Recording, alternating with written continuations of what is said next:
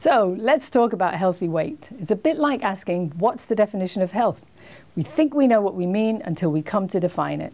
We live in a society driven by image, and this image changes and is in turn driven by marketing.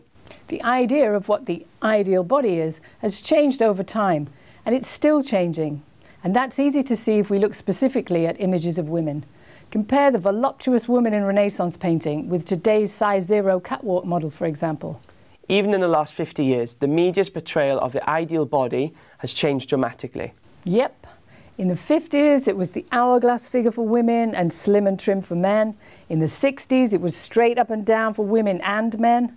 Muscles on women were thought to be unattractive. Now there's a lot of pressure on women to get a six-pack like the men. While in the female fashion industry, they've moved on from the heroin addict look to the prepubescent waif. Men are asked to be increasingly muscular, with absolutely zero body fat, asked to be like someone out of an action movie. The vast majority of images are also narrow in many other ways, ethnically, racially, in terms of age. The images of women are almost entirely young, heterosexual, Caucasian women, tall, slim, big-breasted blondes. It's mad. It bears no resemblance to the real world.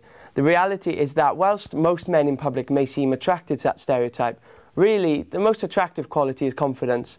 Someone who's comfortable with themselves, in their own skin, sure of who they are and what they want in life. That's more attractive than the image portrayed by the media. Humour, caring, kindness, enthusiasm, a zest for life, a sense of adventure, many aspects of a person that are nothing at all to do with the so-called conventional concept of beauty. The vast majority of us couldn't be any of these ideals, even if we wanted to be. It's anatomically and genetically impossible. Does it matter? The media would say no, of course. But the problem is, if we're not careful, we can spend half our lives feeling a failure because we haven't been able to measure up to the ideal. We suddenly find out that in the meantime, life has passed us by. So it's worth looking at where all this comes from. We've been sold down the river. Let's remind ourselves that the image of the ideal body promoted in the media are selling products, whatever that may be. Clothing, cars, food, vacuum cleaners, celebrity status. You name it, they're selling it. And in the process, they're selling a lifestyle and a look that's impossible for most of the population to attain. There was a time when marketing sold to consumers what they needed. A product that provided some service in their life. Clothing, cleaning, cooking, and so on. And the marketing was limited to factual information about the actual product itself. Then there was a shift to offer what a customer wants, a marketing of the product for the supposed feeling it gives. You know, it'll give excitement, satisfaction, sexual allure and status. Now the marketing is aimed at persuading us to buy something we don't need and didn't even know we wanted. Eventually, marketing evolved into the idea of positioning and branding, and eventually into the use of emotions to manipulate consumers.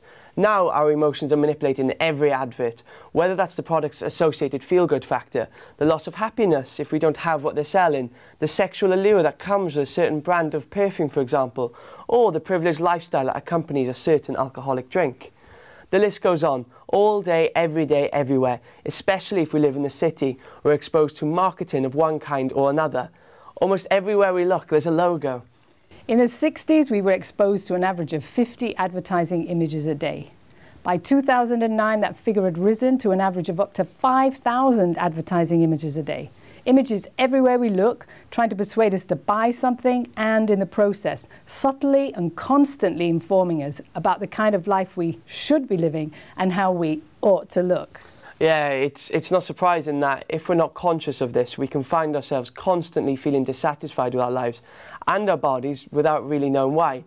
Women, and I'd say in the last decade increasingly men as well, are subjected to images of perfect, flawless skin and unblemished bodies in perfect proportions. Perfect proportions, that is, depending on the current fashion norms.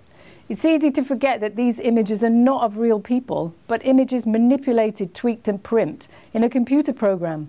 If you look at the adverts for photographic software, you'll see plenty of before and after images where real people have been slimmed and smoothed and elongated to fit the look of the moment. There have been a few examples of the advertising industry making a move towards using real people. There was a soap company that used women of all shapes and sizes to market to women already feeling the pressure. Yes, and the occasional use of older women, usually invisible in our youth culture, to try and shock and grab attention. Any move in the right direction is a good thing, but it's still marketing and still the promotion of an ideal life and body image that's unattainable to most people.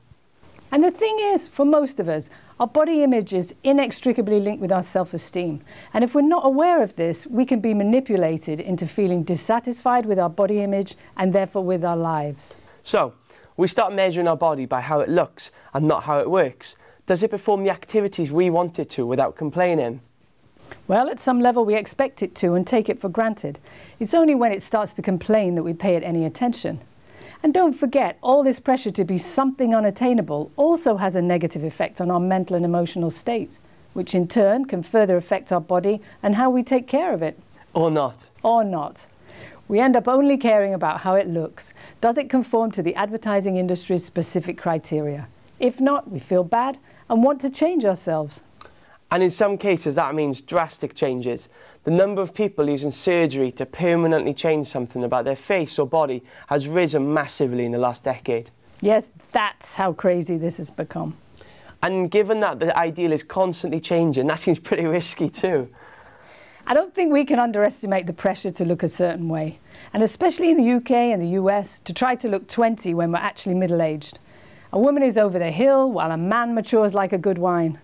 Other European countries value age and the wisdom it brings much more than we do here. In countries like France, for example, mature women are seen as desirable. It's a cultural thing. We need to see through this marketing myth, see it for what it is, part of a highly sophisticated, multi-billion-dollar industry, purely designed to get us to part with our money, buying things we don't need and often don't even want.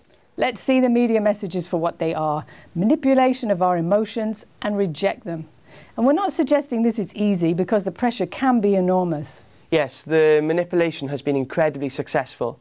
If we take a look at any major corporation's advertising budget, like L'Oreal for example, they spend $1.4 billion every year just on advertising and creating those images that sell their products.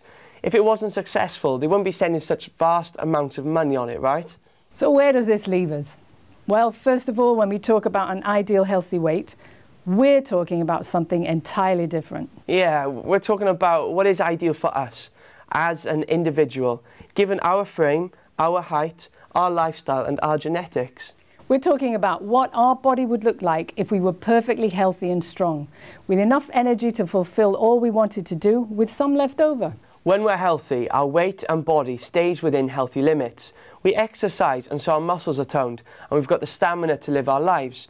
We eat well so that we can supply our body with all the nutrients it needs for optimum function. We don't need to concern ourselves with size or weight because our body takes care of all of that in the process of just being alive. Yes, we get to not just live in our body, but to enjoy our body. It's not a burden that we drag around that seems to work against us and prevent us from doing what we want to do, that aches and complains when we move it, that runs out of steam long before we finish what we intended to do.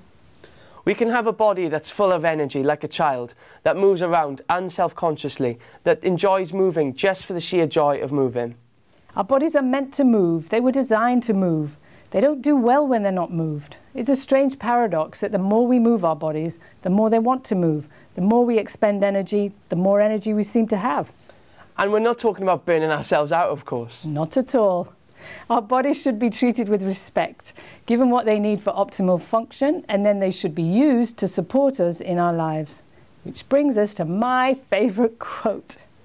If we don't take care of our body, where are we going to live? So, back to our ideal weight, our ideal healthy weight. Our weight when we're healthy. Our weight can't be separated from our health. It's an aspect of our health. In our striving to be our ideal weight, we are simultaneously becoming more healthy. We're suggesting we regain some perspective. We reset our values and we put the focus back where it belongs and get some balance into the process. Let's reassert ourselves and stand up for this incredible body we have that allows us to be here, that provides a place for us to live.